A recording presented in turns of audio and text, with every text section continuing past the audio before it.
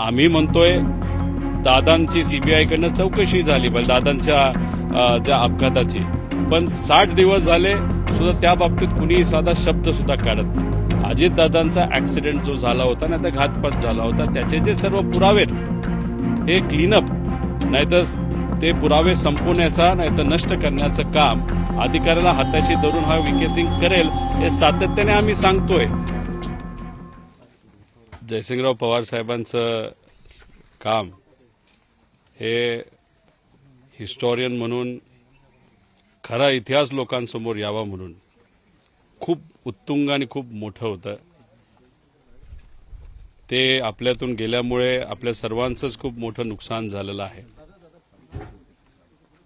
छत्रपती शिवाजी महाराज, छत्रपती राजश्री शाहू महाराज, महाराणी ताराराणी असे अनेक महामानवांवर त्यांनी ग्रंथ लिहिले आणि ते ग्रंथ फक्त मराठीत न लिहिता इंग्लिशमध्ये सुद्धा त्या ग्रंथांचं ट्रान्सलेशन झालं, कन्नडामध्ये झालं, 14 भाषेमध्ये त्या ठिकाणी झालं. म्हणजे कुठेतरी महाराष्ट्राचा इतिहास या महामानवांचा इतिहास हा फक्त आपल्या मराठी माणसांपुरता न राहता अख्ख्या देशामध्ये आणि विविध राज्यांमध्ये आणि इतरही देशांमध्ये जावा असा प्रामाणिक प्रयत्न त्यांचा त्या ठिकाणी होता.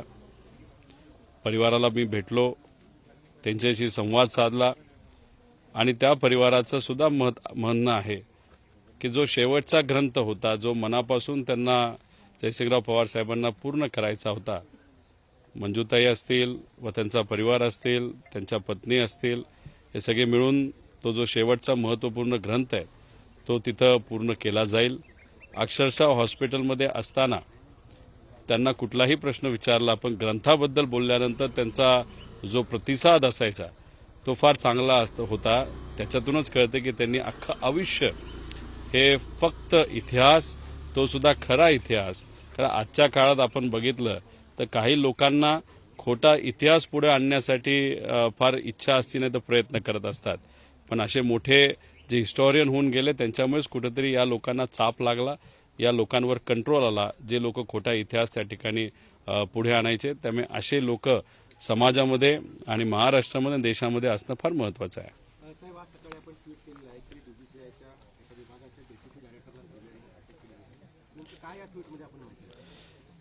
हे बघा, मी सातत्याने हेच सांगतोय, डीजीसीए मध्ये अनेक असे अधिकारी जे भ्रष्ट आहेत. हा जो डेप्युटी डायरेक्टर आहे ज्यांना आजच सीबीआयने पकडलं,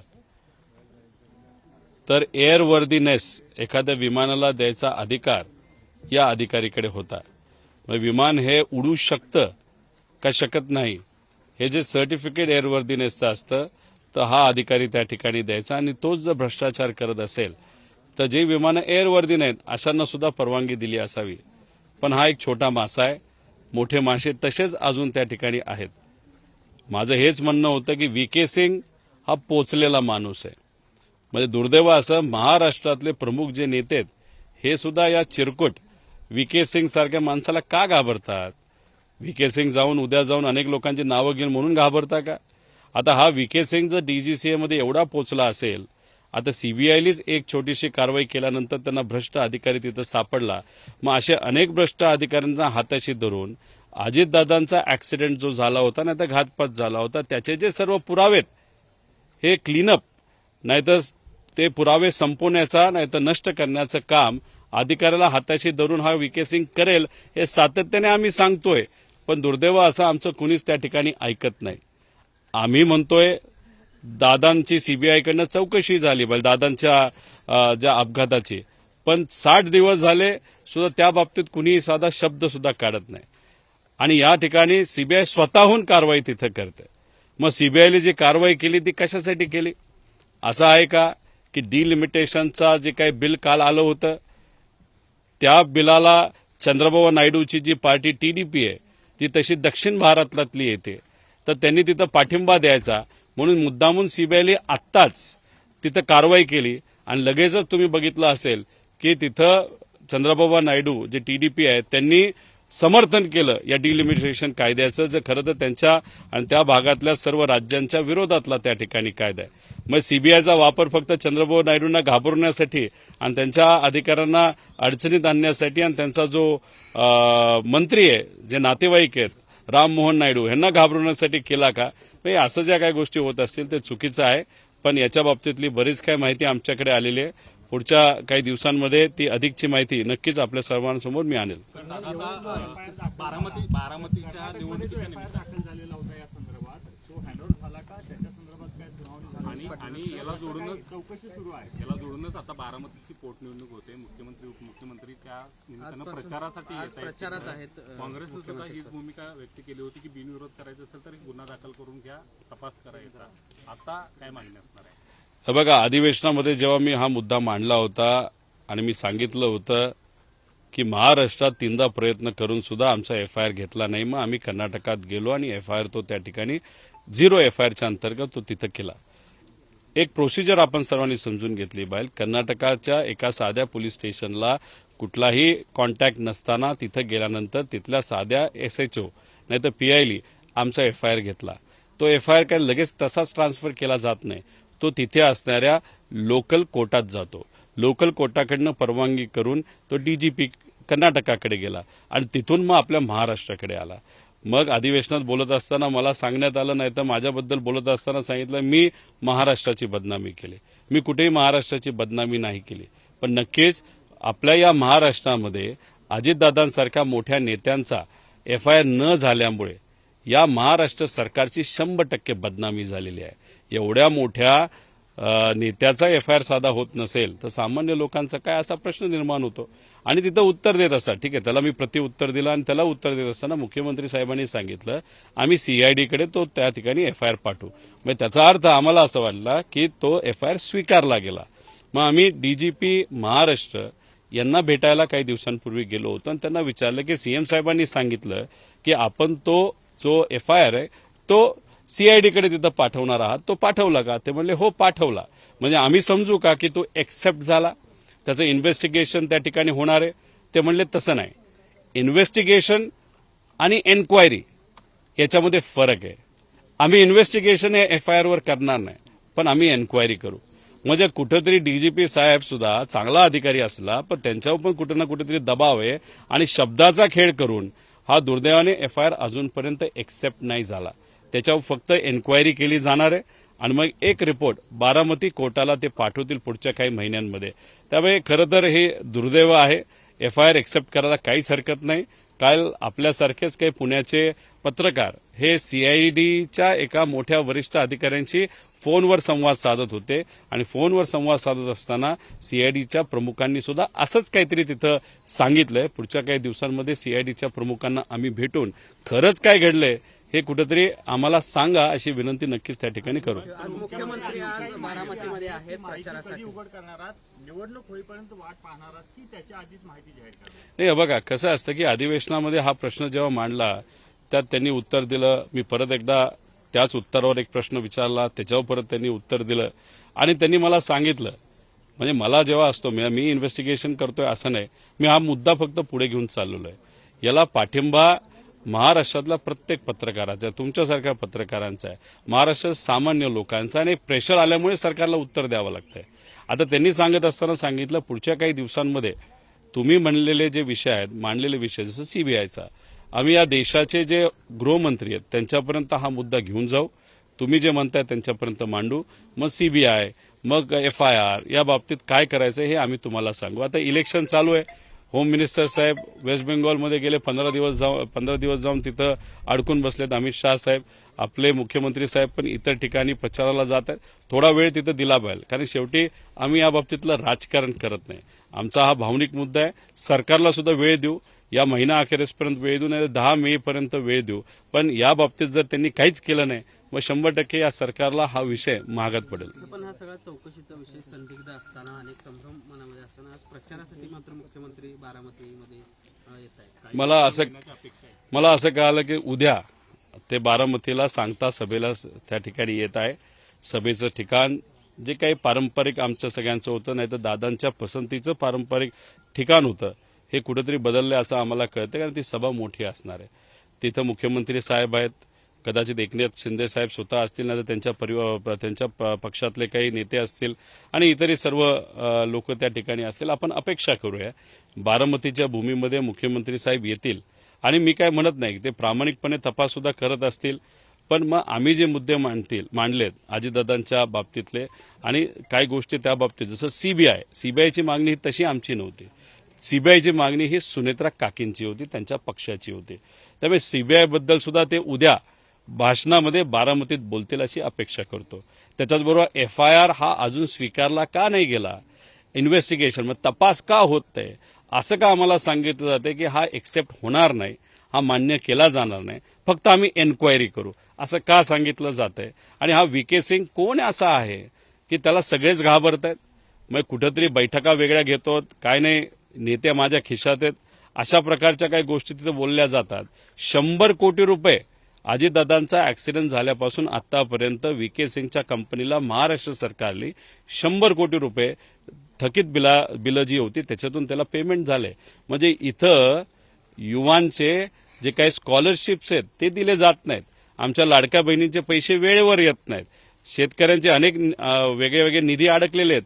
1,00,000 कोटी रुपये महाराष्ट्रातल्या मराठी कॉन्ट्रॅक्टरचे त्या ठिकाणी बाकी आहेत, प्रलंबित आहेत.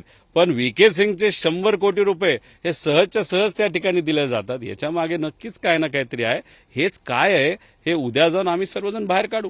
आज मुख्यमंत्री आहेत ते राहुरीमध्ये आहेत आणि प्राजक्त तनपुरे त्यांची भेट घेणार आहेत अशा पद्धतीची चर्चा भाजपमध्ये ते जातील. कार्यकर्त्यांशी देखील चर्चा करत आहेत. काय नेमकी उत्सुकता त्या ठिकाणी पाहायला मिळते? प्राजक्तदादा तनपुरे याबाबतीत विचार करत असतील असं मला माहीत नाही. काय शेवटी पुरोगामी विचाराचा पगडा त्यांच्यावर सुद्धा आहे आणि ते जे काय करतात ते काय जीवनामध्ये म्हणजे राजकारणामध्ये त्यांनी तसं खूप चांगलं कार्य केलंय. मंत्री असताना म्हणजे राज्यमंत्री असताना सुद्धा चांगलं काम केलंय आणि पूर्णपणे त्यांना जे मार्गदर्शन आहे हे जयंत पाटील साहेबांचं असतं. त्यामुळे तुम्हाला जे वाटतं तसं कुठंच काय होईल असं मला तरी त्या ठिकाणी वाटत नाही. शेवटी एक आहे, 2 दिवसापूर्वी आपण जर बघितलं असेल तर 2 दिवसापूर्वी भाजपली डिलिमिटेशनचा कायद्याचं बिल जे पास करण्याचा प्रयत्न केला ते त्यांच्या तोंडावर पडलेले आहेत, म्हणजे कुठेतरी हारलेले आहेत आणि ही फक्त त्यांची सुरुवात झालेली आहे. कुठेतरी त्यांना भीती वाटत होती अशाच्या अशाच जसं आपलं 553 काही जी काही सीट असतील लोकसभेत तसं जर आपण गेलो तर उद्या जाऊन आपलं काय होणार नाही. त्यामुळे डिलिमिटेशन करून जसं महानगरपालिकेचा वॉर्ड फोडला जातो, ग्रामपंचायतचा वॉर्ड फोडला जातो, जिल्हा परिषदचा गट फोडला जातो आणि त्यात आपल्या विचाराची मतदान हे फिरवलं जातं, तसंच काहीतरी त्यांना विधानसभेला आणि लोकसभेला करायचं होतं आणि हाच त्यांचा जो डाव आहे तो हाणून पाडला. त्यांची पराजयाची सुरुवात या काल बिलपासून तिथं सुरू झालेली आहे. उद्या याबाबतीत स्पष्टपणे पुण्याला मी एक पत्रकार परिषद घेत आहे, कसं भाजप खोटेपणा त्या करत आहे आणि त्यांचा जो पराजय झाला त्याला कुठेतरी फिरून महिलांचं एक कवच घ्यायचं आणि एक वेगळ्या प्रकारचं राजकारण करण्याचा जो प्रयत्न केविलवाना प्रयत्न हा सरकारकडनं भाजपच्या नेत्यांकडनं केला जातो हे मी नक्कीच उद्या प्रेस कॉन्फरन्सच्या माध्यमातून. दुर्दैव असं दिल्लीतले जे गुजरातचे प्रमुख नेते तिथं बसलेले आहेत ते आदेश काढतात राज्यातल्या सर्व मुख्यमंत्र्यांना आणि त्या राज्यांचे मुख्यमंत्री वरून आलेला आदेश तशाच्या तशा त्या ठिकाणी वाचून दाखवतात. असं जर होत असेल तर मग काय म्हणायचं. महाराष्ट्र हे एक वेगळं पुरोगामी विचाराचं राज्य होतं, देशाला दिशा देणारं राज्य होतं, पण इथं मात्र वरून जे काही सांगितलं जातं ते इथं बोललं जातं. म्हणजे आपण काय दिवस आपल्या महाराष्ट्राला आलेत याच्यावरून त्या ठिकाणी कळतं. दिवसेंदिवस नवीन प्रकरण आता बाहेर यायला सुरुवात झालेली आहे. आज यवतमाळ मधल्या 70 युवती गायब झाल्यात अशी एक बातमी आहे. तर गृह खात्याचा कंट्रोल सुटलेला आहे का राज्यात? कारण सुप्रियाताईंनी सुद्धा काही वेळापूर्वीच मुख्यमंत्र्यांना पत्र गंभीर राज्यात कायदा व सुव्यवस्थेची परिस्थिती आहे, ढासळली आहे म्हटलेलं आहे. महिला राज्याची प्रतिमा धुळीस मिळाली अशा पद्धतीचा आरोप थेट सुप्रियाताईंचा आहे आणि यासोबतच महिला आयोगाचं पद भरावं अशा पद्धतीची मागणी सुद्धा केली. का नाही म्हणणार, त्या लोकांची ही मागणी आहे. महिला आयोगाचं पद भरत असताना मला फक्त सुनेत्रा काकींना या सरकारला आणि मुख्यमंत्री साहेबांना विनंती करायची आहे, कोणते चांगले माजी IPS अधिकारी, माजी IAS अधिकारी, नाही तर अशा व्यक्ती की त्यांचं कुठेही राजकारणीचे काही घेणं देणं नाही, अशा निपक्षीय व्यक्तीला त्या ठिकाणी बसवणं हे जास्त योग्य आहे. त्याच्याचबरोबर रोज रोज जे काही दुर्दैवी गोष्ट आपल्याला कानावर पडायला लागलेल्या आहेत त्याचं मुख्य कारण आहे की होम डिपार्टमेंट कुठेतरी कमी पडतंय. होम डिपार्टमेंटकडे आज काय काम आहेत, जरा जास्तच महत्त्वपूर्ण काम आहेत. ती म्हणजे कशी VIP लोकांना तिथं सिक्युरिटी देणं, हा एक फार महत्त्वाचा त्यांचा विषय आहे. पोलिसांचा वापर करून दबाव तंत्र वापरायचं, इलेक्शनमध्ये वापरायचं. हे मी कुठं, साताऱ्यातच तुम्ही सगळ्यांनी बघितलेलं आहे. म्हणजे मंत्र्याला सुद्धा पोलीस धक्काबुक्की करत असतील तर सगळे पोलीस डिपार्टमेंट या सर्व गोष्टींमध्ये, म्हणजे भाजपची दुर्दैव असं बोलावं लागेल, भाजपची बी टीम म्हणून काम करायला लागले का काय अशी आम्हाला भीती आहे. सगळेच पोलीस अधिकारी तसे असतात असं म्हणून चालणार नाही. पण जर वरिष्ठांनाच दबाव तसा असेल तर मग सामान्य लोकांच्या ज्या काही अडचणी आहेत त्या सोडवायला कधी वेळ मिळणार. अहो, अजितदादांसारख्या एवढ्या मोठ्या नेत्यांचा, लोकनेत्याचा FIR साधा इथं केला जात नसत दबावपोटी, तर मग आपण पोलीस डिपार्टमेंटकडनं वेगळी अपेक्षा त्या ठिकाणी करणार आहोत. पण साताऱ्याच्या घटनेचा उल्लेख फडणवीस यांनी पत्रकार परिषद घेतली आणि त्यांनी म्हटलं की राहुल गांधी यांनी 70 कोटी महिलांचा या ठिकाणी अपमान केला आणि त्यांनी साष्टांग दंडवत घालून माफी मागितली. आणि हा संविधानावरचा हल्ला आहे. 2023ला जेव्हा पार्लमेंटमध्ये एक सेशन घेतलं गेलं होतं ते सेशन होतं महिला आरक्षणाचं. 2023 आणि त्या काळातली जर तुम्ही ट्विट बघितलं तर देवेंद्र फडणवीस साहेबांचं सुद्धा ट्विट आहे. मोदी साहेबांचे आभार व्यक्त केलेत, त्यांनी सगळ्या खासदारांचे आभार व्यक्त केलेत की महिला आरक्षण आता देशामध्ये लागू झालं. मग आता तेव्हा तर लागू झालं असेल महिला आरक्षण, मग आता परत महिला आरक्षणाचा विषय कुठं आला. आता विषय असा आलाय की कुठंतरी आपल्याला 2029ला निवडणूक असं जसं तसं लढणं हे जमणार नाही. मग ह्याच्यात आपल्याला खासदार वाढवण्याची भूमिका जर घेतली, डिलिमिटेशन त्याच्यामध्ये केलं तर मग कुठंतरी आपल्याला चान्स आहे.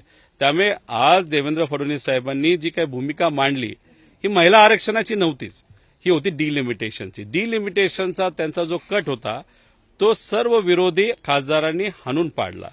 त्याच्यात एक तुम्ही सर्वांनी समजून घेतलं बाहेर, 400 पारचा नारा जे करत होते त्याचं प्रमुख कारण होतं 400 पार गेले असते तर जसा हा कायदा करत असताना त्यांना इतर विरोधी पक्षावर अवलंबून राहावं लागलं.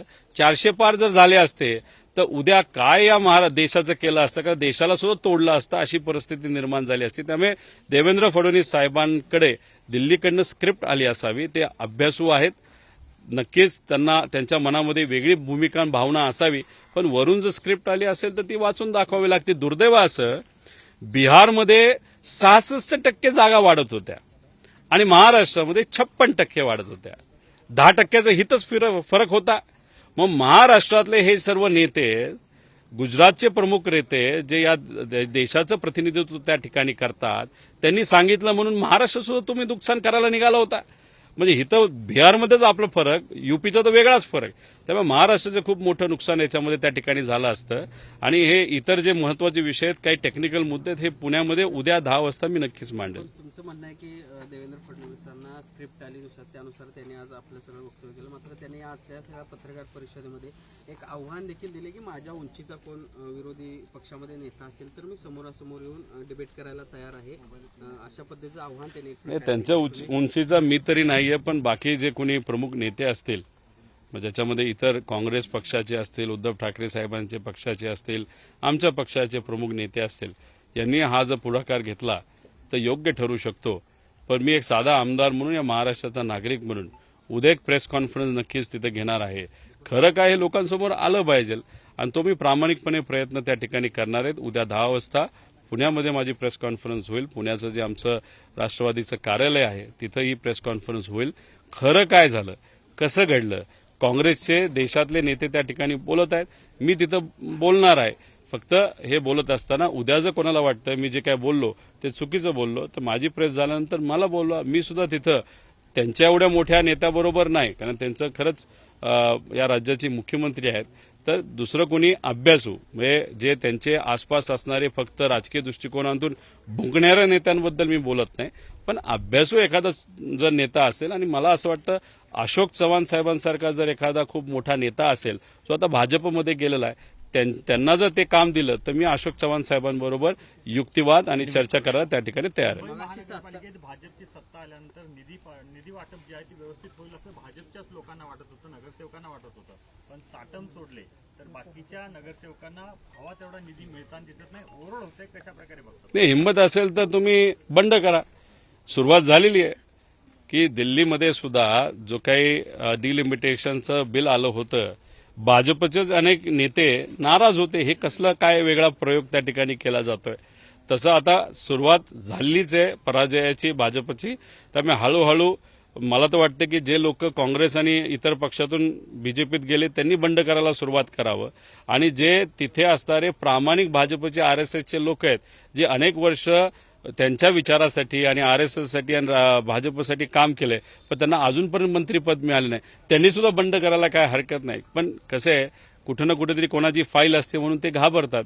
पण त्यांचं जर मत असेल, आम्हाला कळलं तर त्यांची भूमिका आम्ही नक्कीच तिथं मांडू. साताऱ्याच्या घटनेचा उल्लेख तुम्ही केला. ड्रग्जचा विळखा आहे तो बसलेला आहे. आतापर्यंतची जी कारवाई ती जवळपास 6 कोटीपर्यंतची कारवाई झालेली आहे. ड्रग्जच्या याच्यातून मुंबई कशी सुटली? गेल्या 10 वर्षामध्ये या देशामध्ये येणारं 1,00,000 कोटीचं ड्रग हे वेगळ्या वेगळ्या पोर्टवर, म्हणजे जिथं बोटी येतात तिथं पकडलेलं आहे. जर 1,00,000 कोटी रुपयाचं जर ड्रग पकडलं जात असेल तर आत किती आलं याचा विचार केलाय? हे तुम्हाला माहित असतं की पिक्चरमध्ये सुद्धा जेव्हा दाखवलं जातं तेव्हा 100 ट्रक खोट्या दारूचे आत जातात, तेव्हा एक ट्रक मुद्दामून पकडवला जातो, बाटल्या फोडल्या जातात, लोकांना वाटतं वा किती मोठं काम केलं. आता हे झालं जे नॅचरल ड्रग आहे. जे केमिकल ड्रग आहे ते तर फार कितीतरी जास्त किमतीचे आहे. बऱ्याच काही फॅक्टऱ्या तिथं पकडल्या गेल्यात. आणि तुम्ही असं समजू नका मुंबईत ड्रग्ज आहे. मी आता कोल्हापुरात आहे, कोल्हापुरात सुद्धा ड्रग्ज, हे केमिकल ड्रग्ज तिथे मिळते, सांगलीत तिथे मिळते. त्यामुळे हे ड्रग्ज आता फार दुर्दैवाने ग्रामीण भाग, शहरी भागात आहे, ग्रामीण भागामध्ये सुद्धा आलेलं आहे. आणि कसं एक नेक्सस आहे, एक कुठेतरी नेटवर्क आहे. ठीक आहे, पोलीस प्रशासन जे कोणी कारवाई करते चांगली गोष्ट आहे, पण एवढी कारवाई पुरेशी नाही. खूप मोठ्या प्रमाणात कारवाई करावी लागेल. पण याच्यातच काही नेत्यांचे पण संबंध आहेत असं आम्हाला कळते. पुण्याच्या जो पाटील पकडला होता त्याच्यावरनं आपल्या सगळ्यांना माहिती आहे. लेन्सकार्डचा एक विषय गेले 2 दिवस करतोय की कर्मचाऱ्यांना कपडे परिधान करण्यावर ज्यांनी जी मर्यादा घातलेली आहे किंवा जी काही निर्बंध घातलेले आहेत त्यावरून एक नव्या वादाला तोंड फुटताना दिसतंय. तिथं कपाळाला टिळा लावायचा नाही किंवा अशा पद्धतीचे एक नियम घातलेत लेन्सकार्डनं, अशा पद्धतीची माहिती आहे.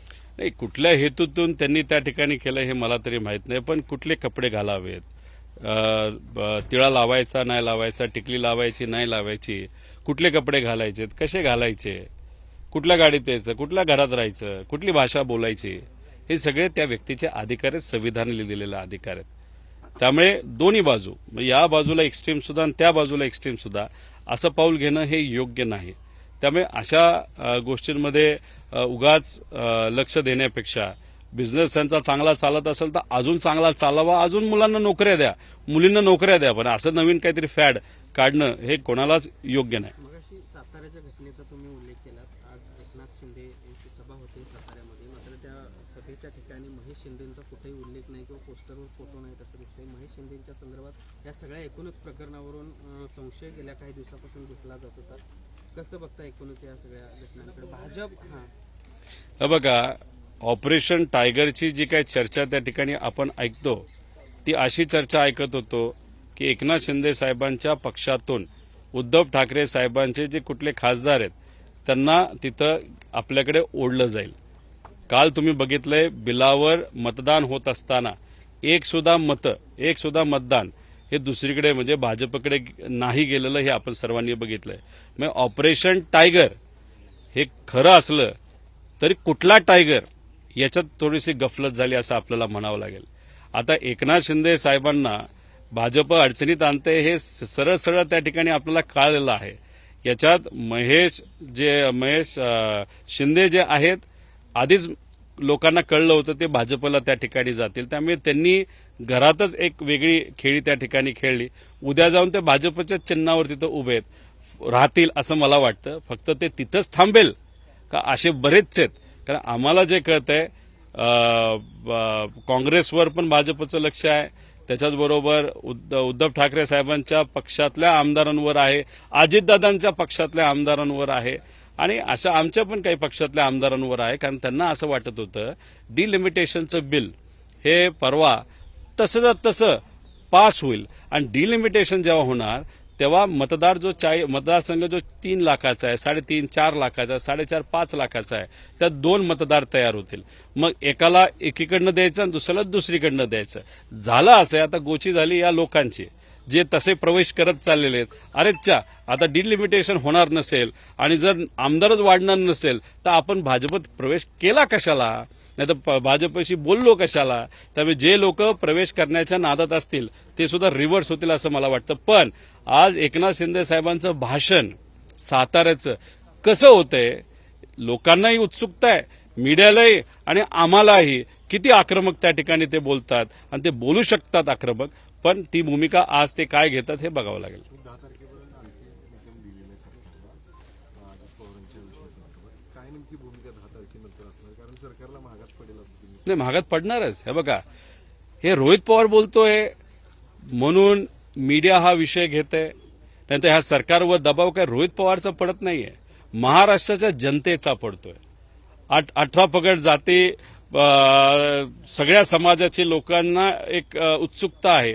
खरंच काय घडलं दादांचं, दादांचा जो काही एक ऑरा होता, नाही तर अजितदादा एक असे नेते होते सर्व समाजाला घेऊन पुढे त्या ठिकाणी जायचे. आणि याच्यातच मराठी माणसावर जर आघात होत असेल, नाही तर घातपात होत असेल, नाही तर ऍक्सिडेंट होत असेल आणि त्या एवढ्या मोठ्या नेत्यालाच न्याय मिळत नसेल तर लोकच आता म्हणायला लागलेत तर मग आमचं काय, म्हणजे सामान्य लोकांचं काय. त्यामुळे लोकांचं प्रेशर या सरकारवर आहे.